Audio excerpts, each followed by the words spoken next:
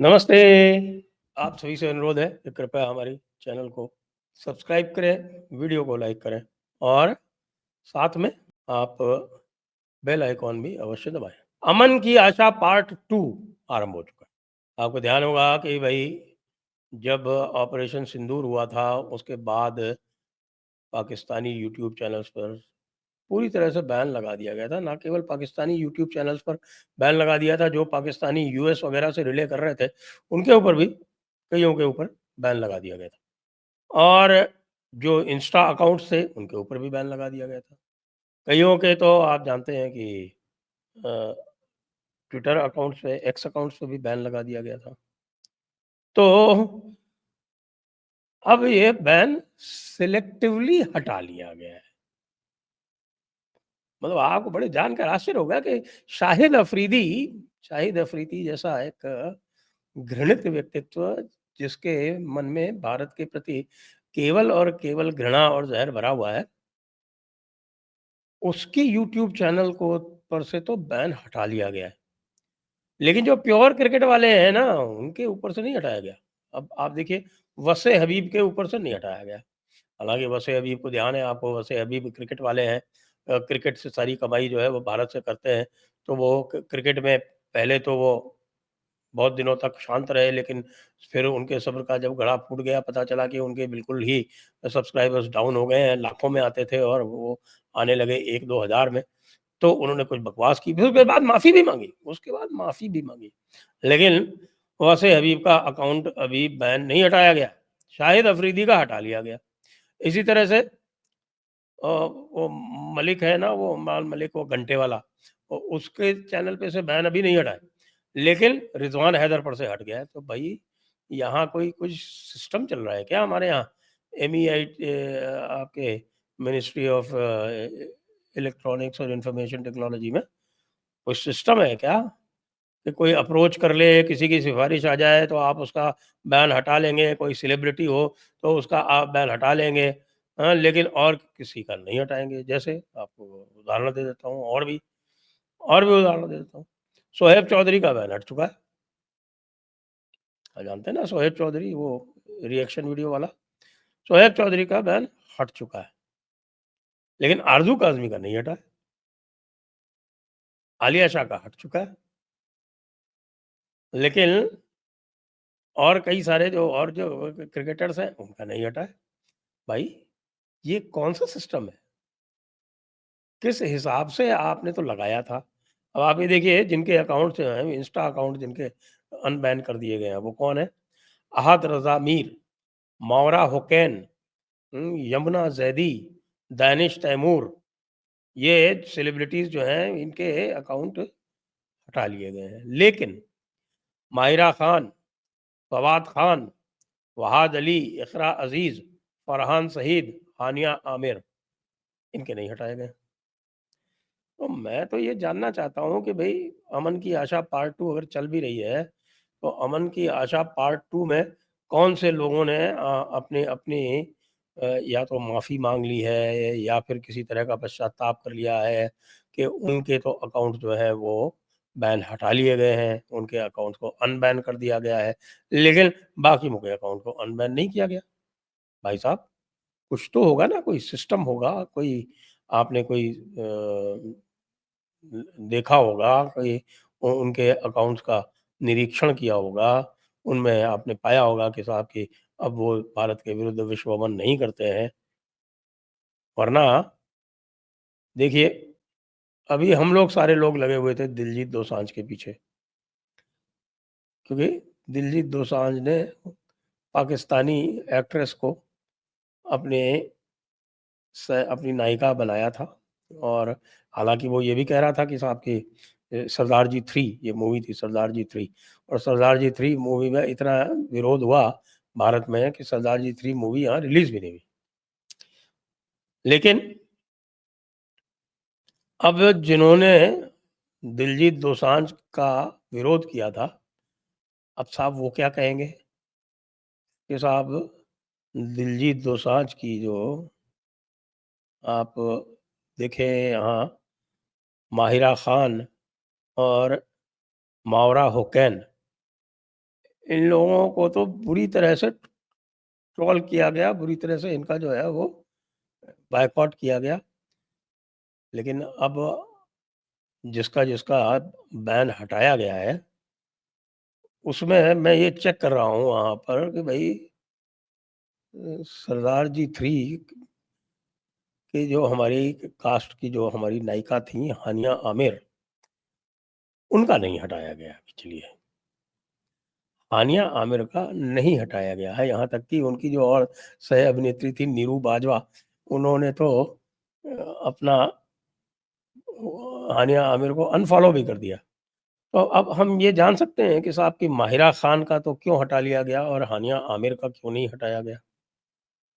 और कल को यदि हानिया आमिर का हटा लिया जाएगा, तो क्या हम उसके बाद फिर ये कह सकेंगे कि साहब कि मोदी जी का सिग्नल मिल गया है, तो भई हानिया आमिर को भी सब लोग फ़ॉलो कर लो और सब लोग जो है वो सरदार जी 3 का बैन बंद कर दो। तो भाई साहब मैं बता देना चाहता हूँ हमारे अश्विनी वैष्णव जी को, कि अश्विनी वैष्णव जी, ये जो आज का हिंदू है ना वो आपकी गाइडेंस से नहीं चलता है। और यदि आप इस तरह का काम करेंगे तो आपको भी मुसीबत झेलनी पड़ेगी, आपका भी विरोध होगा।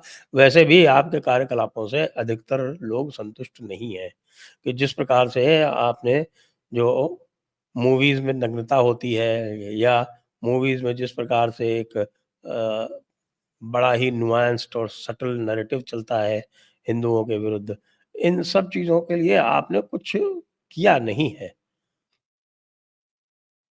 आप अभी तक सेंसर बोर्ड तक को कंट्रोल नहीं कर पाए हैं और ये सेंसर बोर्ड जो है, जो हिंदुत्व वाली जो मूवीज़ होती हैं, उनको सबको बिगाड़ता है, उनमें सब में बाधाएँ डालता है। बॉलीवुड को आप कुछ नहीं कर पाए हैं, सेंसर बोर्ड आज भी उसी तरह से निरंकुश भाव से चल रहा है। दूसरी ओर मुझे लगता है कि साहब अब भारत और पाकिस्तान के क्रिकेट मैचेस जो हैं, वो भी नॉर्मल होने जा रहे हैं।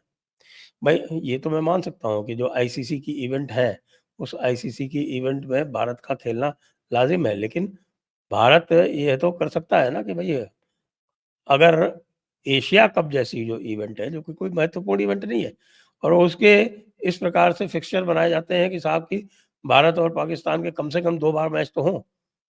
और कई बार इस प्रकार का भी प्रयास किया जाता है कि भई एक ही टूर्नामेंट में, छोटे से टूर्नामेंट में 3-3 बार इंडिया और पाकिस्तान खेले। क्यों? क्योंकि एशिया कप का वो रेवेन्यू मैक्सिमाइज़ करना है। उससे पाकिस्तान को भी रेवेन्यू मिलेगा, तो भई पाकिस्तान को ये रेवेन्यू देने की हमारी ऐसी क्या बाध्यता है या ऐसा हमारा क्या शौक है कि हम इस एशिया कप में ख अभी कुछ दिनों पहले तो ये बात हो रही थी कि भारत अब एशिया कप में खेलेगा ही नहीं। और उ उससे डर के एशिया कप वालों ने ये निर्णय ले लिया था कि भई भारत को खिलाना तो आवश्यक है और तो यदि पाकिस्तान के होने से भारत नहीं खेलता है एशिया कप में, तो हम पाकिस्तान को बाहर कर देंगे, पाकिस्तान को नहीं खिलाएँगे। और आज ये हो रहा है कि नहीं, नहीं साहब, सितंबर 7 को तो दुबई में मैच है भारत का। क्या अब तय कर लिया है कि अब ऑपरेशन सिंदूर नहीं होना है? या ऑपरेशन सिंदूर का पहला पार्ट होके ऑपरेशन सिंदूर जो है वो अब समाप्त हो गया, अब हमारे ट्रम्प भाई कह रहे थे, ट्रम्प बाबू, कि मैं जो है वो कश्मीर का मसला सुलझा दूँगा, भारत पाकिस्तान को एक साथ बिठा दूँगा। क्या इन बातों को सच मान लिया जाए? अश्विनी वैष्णव को या उन अधिकारियों को जिन्होंने बिना पीएमओ को रेफरेंस किए हुए ये निर्णय लिया है और कुछ अकाउंट्स को सिलेक्टिवली खोल दिया है, संभवतः इसलिए कि वे लोग उन अकाउंट्स को देखते होंगे। हो हो सकता है भई माहिरा खान और फवाद खान के माहिरा खान के प्रशंसक हों कई लोग, फवाद खान के नहीं होंगे, कुछ के होंगे। भई दानिश का तो क्यों खोल दिया? किसी को पता नहीं। बिल्कुल एक सिलेक्टिव और अजीब-ओ-गरीब शाहिद अफरीदी जैसे नालायक का आपने अकाउंट खोल दिया और अब आप मैच भी खेलेंगे साहब। अमन की आशा पार्ट 2 इसी को कहते थे पहले हम लोग। कि अमन की आशा चल रही है साहब की। एक तरफ तो वो पाकिस्तान भारत से दुश्मनी कर रहा है, आतंकवादी भेज रहा है, हमारे निरपराध लोगों की हत्याएँ करवा रहा है और दूसरी तरफ पैरेलल ट्रैक चल रहा है साहब, अमन की आशा चल रही है, वो आंटियाँ आ रही हैं, इधर से आंटियाँ जा रही हैं और साहब वो बिरयानियाँ छकी जा रही हैं। और पता नहीं कौन-कौन से अलग-अलग तरह के गोश्त और कोरमे और और अलग-अलग का हलाल मीट चल रहा है। वही ज़माना फिर से आ गया है क्या वापस मोदी जी के काल में? हमें ऐसी उम्मीद तो नहीं थी।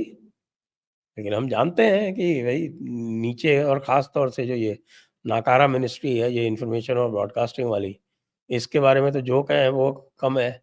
इसने पूरी तरह से निराश किया ऑपरेशन सिंदूर के समय में, पूरे विश्व में हँसी उड़वाई, किसी भी तरह का इसको नैरेटिव बनाने का कोई बोध नहीं है और जो लोग करते हैं, जो बनाते हैं, उनको तंग और करते हैं।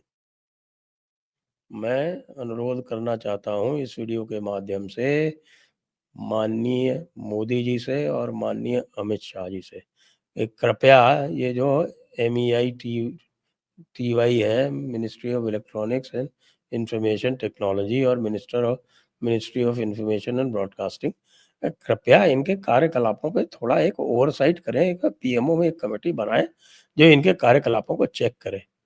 ये पूरे विश्व में और पूरे भारत में जो राष्ट्रवादी हैं, जो भारतीय सेनाओं के साथ कंधे से कंधा मिला के खड़े हुए थे ऑपरेशन सिंदूर में, उन सबको ना केवल निराश कर रहे हैं, एक तरह से उनके मुँह पे ये लोग थूक रहे हैं, मुँह पे थूक रहे हैं उनके। भई, किस मुँह से? और वाक़ई सही बताएँ तो कई सारे अकाउंट्स ऐसे थे, जो भारत के पक्ष में बोला करते थे, भई किसी लिए जो बोला करते हो। वो जो भारत के पक्ष वाले अकाउंट्स हैं, उनको तो नहीं रिस्टोर किया किसी को। जो भारत के पक्ष में बोलते थे, ठीक है, उनको पैसा मिल रहा था, किसी भी कारण से बोलते हों, भारत की बुराई तो नहीं कर रहे थे ना, उनको तो नहीं किया अनबैन। लेकिन जो भारत के विरुद्ध विश्वमन करते हैं शाहिद अफरीदी जैसे, उनको कर दिया। बहुत खूब, मोदी जी कृपया इसको दिखवाएँ, अमित शाह जी कृपया इसको दिखवाएँ।